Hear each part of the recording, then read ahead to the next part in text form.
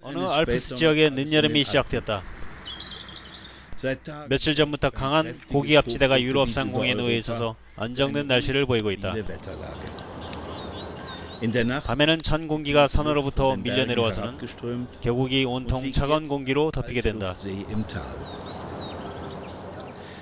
계곡 내 기온 역전층의 하층면에는 안개가 넓게 퍼져 깔려 있다. 기압들 간의 대립이 미약하여 바람이 거의 감지되지 않는다. 이렇듯 거의 움직임이 없는 공기층 때문에 호수의 표면도 마치 거울처럼 매끄럽다. 이러한 날씨는 비행 교육에 매우 이상적이다. 특히 첫날 오전과 저녁에는 난기가 없는 상태에서 비행을 할 수 있어 초보자에게는 매우 좋다. Magst du die 8 oder sowas üben oder was Ja, magst du? die 8 wollte ich nochmal machen. Ja, ist wunderbar.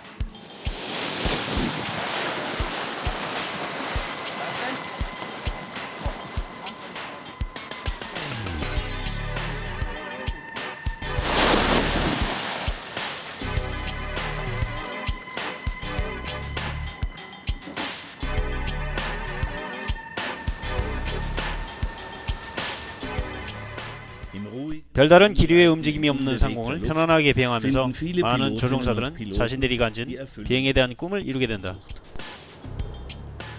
외부의 기단에서 공기의 유입이 없다면 글라이더의 조종을 최소화하면서 흐름을 따라가도 된다.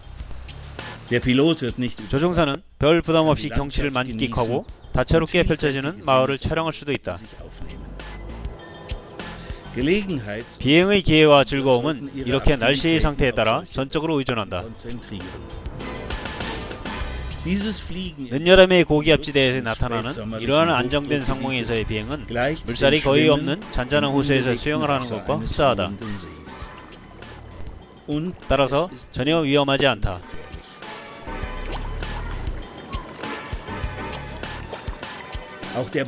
이러한 기상 상태에서는 열기구 비행을 하면서 청명하고 푸르른 하늘을 마음껏 즐길 수도 있다.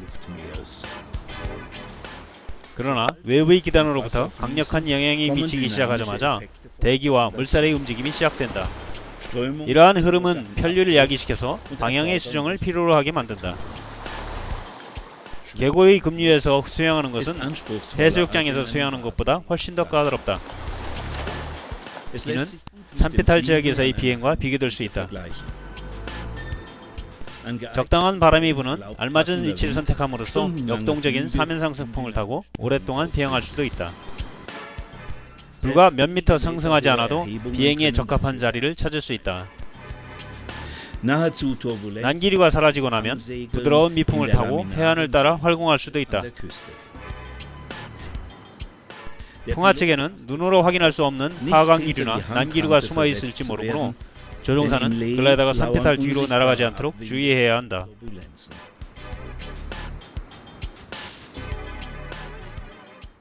바람이 너무 강하거나 물살이 너무 센 경우에도 위험한 상황이 생길 수 있다.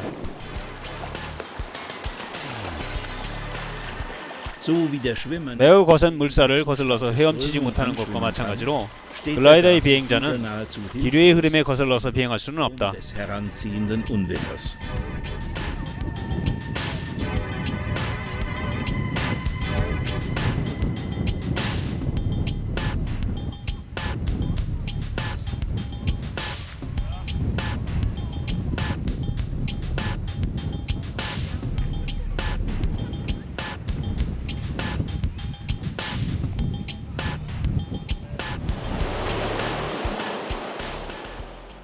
물살이 센 급류를 보면 누구든지 그곳에서는 쾌적한 수영을 즐길 수 없음을 곧 알게 된다.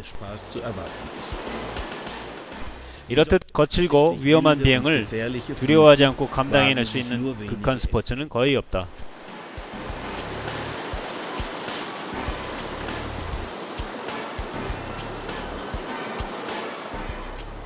현재의 대기는 며칠 동안 산골짜기 급류와 같은 상태이다.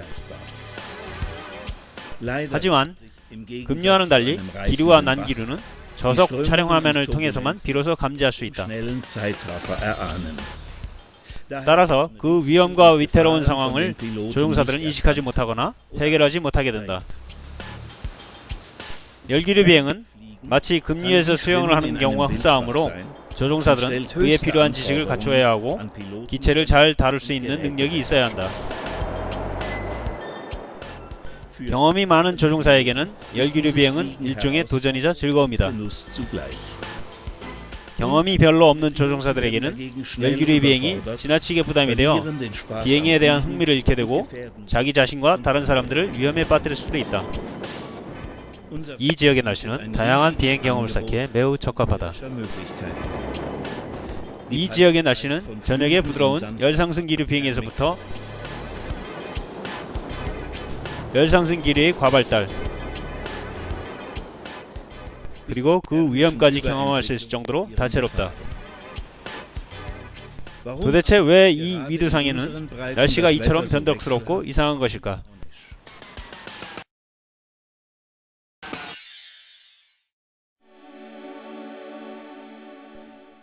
지구상에는 계속 순환되는 기상상태를 가지는 다양한 기후대가 있다.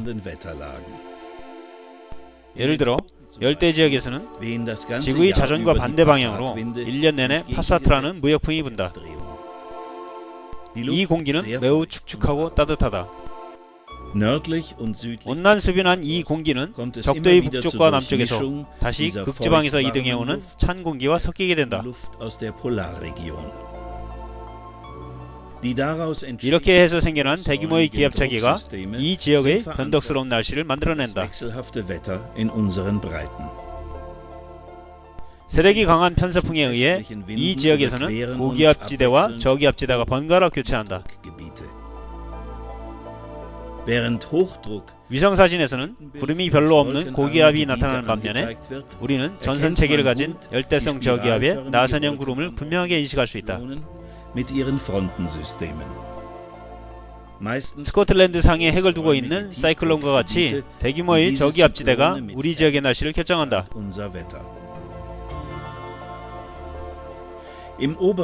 북부에서는 이미 한랭전선과 온난전선이 충돌하고 있으나 이 전선들 사이의 남쪽 지역에서는 아직 온난지역임을 인식할 수 있다. 우선 다가오고 있는 저기압지대의 온난전선을 살펴보기로 한다.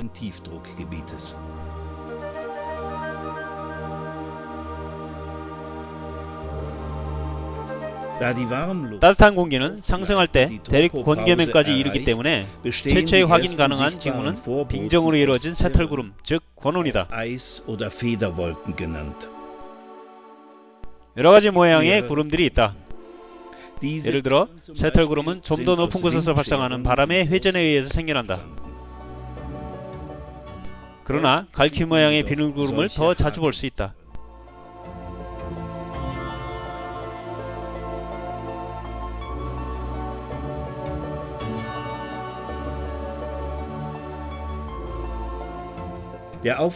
온난전선의 접근은 요란하지 않으며 보통 하루 이틀 정도 걸린다.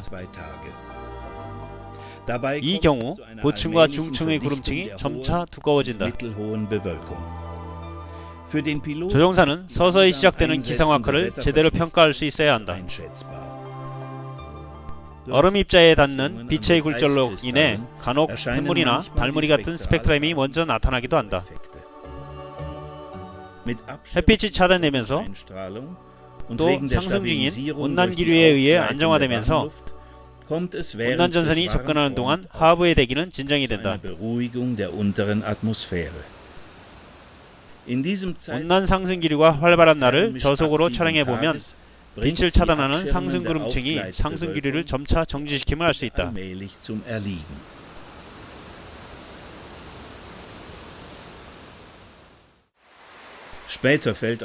처음에는 고층운이, 나중에는 난층운이 잔뜩 껴서 거의 윤곽이 없어진 하늘에서는 끝나지 않을 것 같은 비가 시작된다.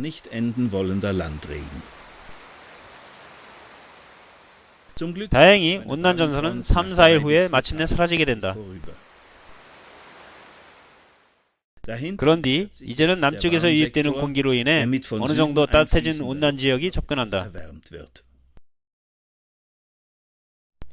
온난전선이 사라지면서 햇빛이 다시 서서히 지상을 비추기 시작한다. 그러나 아직 땅은 축축하고 여름의 공기는 온난습연하다. 나중에는 온난 지역의 수분이 응집되어 있는 공기층에서 저층운과 중층운이 만들어질 수 있다. 한여름에는 간혹 천둥번개를 동반하는 악천후와 전선내우가 나타나기도 한다. 난류와 한류가 충돌하는 폐석전선 구역에서는 날씨가 급속하고도 긴장감 있게 변하기도 한다.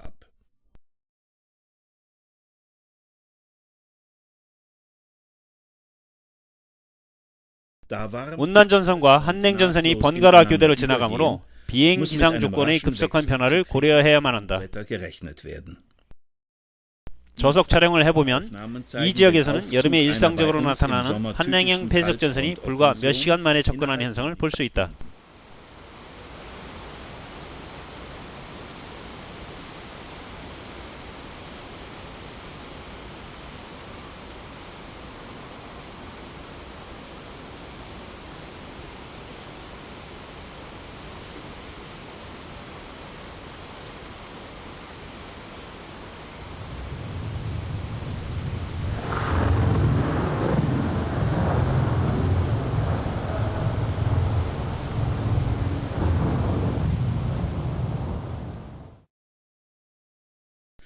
한냉형 폐석전선은 그 발생 모습과 위험성에서 한냉전선의 경우와 매우 유사하다. 따라서 조종사들은 누구나 한냉전선과 폐석전선의 전형적인 징조들을 알고 있어야 한다.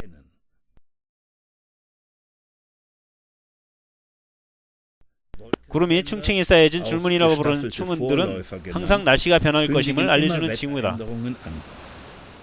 대개 충운에 뒤이어 한냉전선이나 한냉형 폐석전선이 나타난다. 충운이 사라지고 난 후에는 간혹 몇 시간가량 맑은 하늘을 볼 수 있기도 하다. 경험이 별로 없는 조종사들은 이러한 하늘을 보고 안전하다고 판단하게 된다. 한냉전선에 접근을 알려주는 확실한 징후의 구름들로는 양털구름이라 불리는 고저군과 새털구름,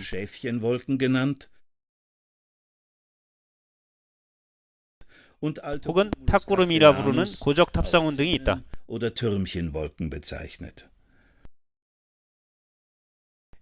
저속 촬영 화면을 보면 한냉전선의 징후들을 나타내는 전형적인 구름의 접근을 관찰할 수 있다.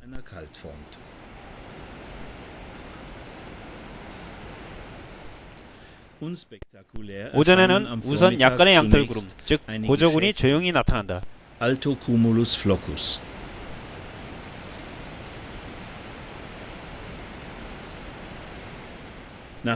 이렇게 구름이 통과한 후 하늘은 어느 정도 맑게 개이고 초기의 정난운과 적운, 뭉게구름이 보인다.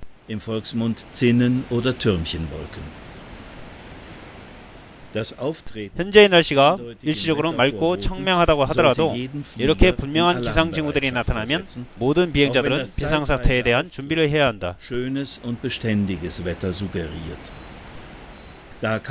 한냉전선과 한냉형 폐석전선이 온난전선보다는 훨씬 예측하기가 어렵기 때문에 매 시간마다 전선의 통과를 확인해야만 한다. 평지에서와는 달리 고산 지역에서는 시계 확보가 어렵고 방향 전환이 제한되어 있기 때문에 기상 상황을 정확히 평가하기가 훨씬 힘들다. 계곡으로부터 마치 온난 상승기류의 이상 발달이 시작될 때처럼 이 구름들이 생겨난다. 그러나 정보에 익숙한 조종사라면 이 경우 한냉전선이 급속하게 다가오고 있음을 제대로 인식할 수 있을 것이다. 이미 직면하고 있는 큰 위험들, 즉 난기류나 시계의 손실, 예상치 못한 상승기류 등에 의한 위험들은 이 전선이 통과할 때 현격하게 증가하게 된다.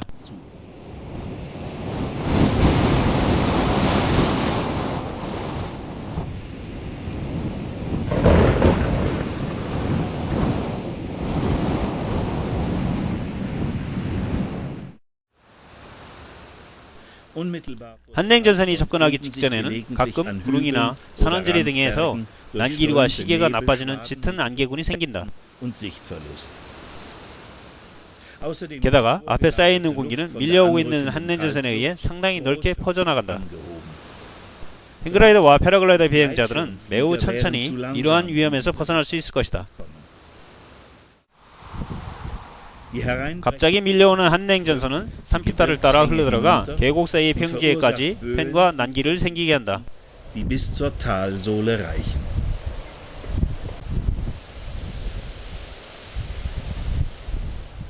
Vorsicht! 주의! Kaltfronten können auch ohne 한냉전선은 sichtbare 별다른 표시나 Hinweise 징후 없이 und 접근해 올 수도 Vorboten 있다. hereinbrechen. Daher 따라서 rechtzeitig 적시에 실제의 aktuelle 기상 정보를 수집해야 한다. Wetterinformationen einholen. Im Bereich hinter Kaltfront, 한냉전선과 한냉형 배석전선의 후면부에서는 Rückseite genannt, 우선 북서방향으로부터 zunächst 온난 aus 상승기류가 nordwestlicher 활동하는 Richtung 신선한 공기가 frische, 밀려온다. thermisch aktive Luft nach. 그러나 Wetterbesserung 매우 ist 차가운 allerdings 공기가 erst dann zu 고기압지대를 erwarten, 통과해 wenn die 간다면, kälteste 즉 Luft in der 기압권이 Höhe, 통과해 auch 간다면 Trog 날씨가 genannt, 좋아질 것이라 기대할 수 있다. durchgezogen ist. Wir betrachten 저속 noch 촬영 화면을 einmal 통해 im schnellen 산악지대에서 Zeitraffer 저기압 den 배석전선이 Durchgang 통과하는 einer 모습을 다시 한번 관찰해보자. kaltfrontigen Gebirge. 기압 상승과 하강 기류는 급속하게 날씨를 개선시키지만 이러한 날씨는 오래 지속되지는 않는다. Erst wenn 고기압지대의 매우 차가운 공기가 der Trog 기압골지대와 das 교차해서 Gebiet 지나갈 때 überquert hat, 비로소 고기압의 세력은 안정되어진다. Fluss.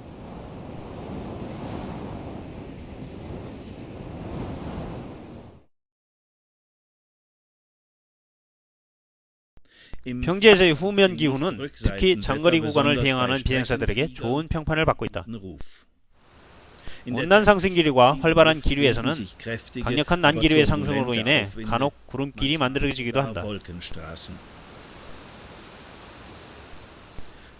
높은 풍속과 충분한 비행 고도들은 평지에서의 긴 구간 비행을 가능하게 해준다. 행글라이더와 패러글라이더 비행자에게 있어 바람의 속도는 종종 통제 능력을 넘어서는 영역에 있다. 경험이 많은 조종사는 저속 촬영 화면을 보지 않고도 구름의 모습으로부터 높은 풍속과 폭발적인 열기류를 예상해낼 수 있다. 구름은 바람의 방향으로 일게 되며 풍하측에서 강하게 흩어진다.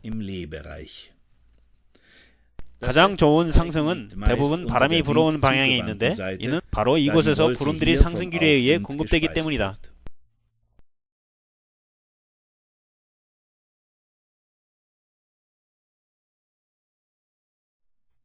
산악에서도 역시 흩어져 있는 구름들은 강한 바람과 요란한 열기류를 나타내는 징후이다. 대부분 이미 오전에 아주 적당한 상승기류로 발전하지만 강한 바람으로 인해 금방 소멸된다. 또 가파른 바위등성이와 좁은 계곡들에서는 몹시 강한 난기류가 생겨나기 때문에 글라이더 비행자들의 비행 조건들이 너무 위험해질 수 있다. 조종사는 제한된 시간 내에 관찰을 해서 기상 상황에 대한 실질적인 판단을 해야 한다. 저속 촬영을 해보지 않는다면 구름은 거의 움직이지 않는 것으로 보인다. 따라서 안전을 생각하는 비행자라면 구름의 모습을 항상 실제의 기상 보고와 함께 평가해야 할 것이다.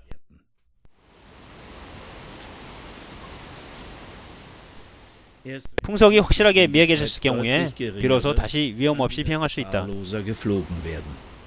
그럴 기회는 충분히 있다.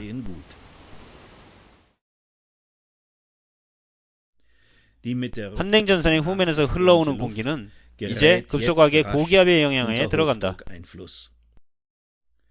이러한 기상 상태에서 전형적으로 나타나는 기압마로는 공간적으로 작은 영역이긴 하지만 보통 하루 이틀 정도는 비행할 수 있는 최적의 날씨를 만들어낸다.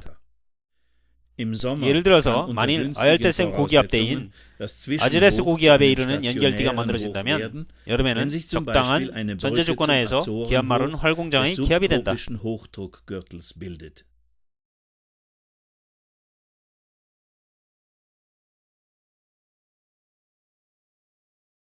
새로 생성된 고기압에 아직 신선한 기단에서는 보통 훌륭한 열기류나 최고의 열기류가 발생한다.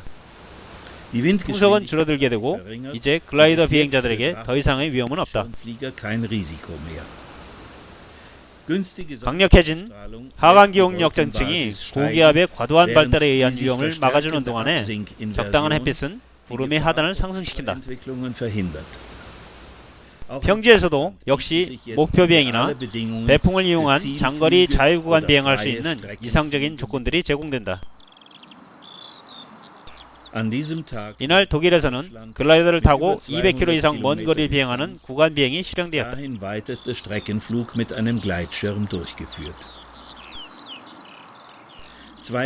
이미 이틀 전에 한 냉전선이 독일 상공에 걸쳐졌으며 그 후면에서는 강한 기압마루가 형성되었다. 공기가 계속해서 따뜻해지면서 이후의 며칠 동안은 건조한 날씨와 눈에 보이지 않지만 블루서멀이 일어날 수 있다. 어떻게 공기는 스스로 상승하여 구름을 만들어내는 것일까?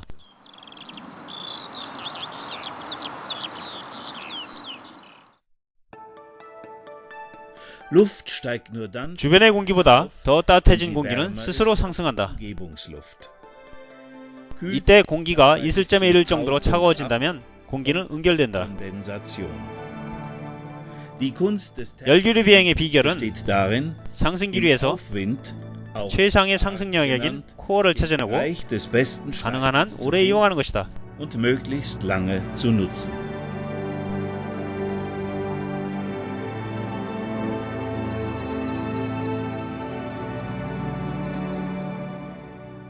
우선 저속 촬영 화면을 이용해 산악지역에서 일상적으로 나타나는 여름날을 관찰해 보기로 한다. 햇빛이 비치면서 온난 상승 기류가 서서히 발달하기 시작하여 점차 강해진다. 편안하게 글라이더 비행을 하려면 여러가지의 요구 조건들이 맞아야 한다. 상승 기류와 하강 기류, 난 기류 등이 생성된다. 우선 안정되어 있는 계곡의 공기는 고기압 기류와 연결된다. 고기압 지대를 통과하고 있는 쇠털구름 지대는 빛의 투과를 감소시키게 되고 상승 기류를 약화시킨다. 구름의 형성에서 우리는 온난한 상승 기류가 파동하고 있으나 높은 구도에서 부는 바람에 의해 사라지기도 함을 알 수 있다.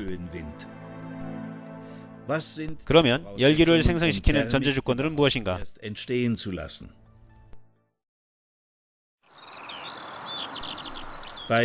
빛이 적절하게 투과될 때에는 따뜻해진 지면 위에서 몇 시간 뒤에 하나의 층, 즉 지면에 거의 근접한 온난기류층이 생기게 되는데 전문가들은 이를 초단열 지표층이라 부른다.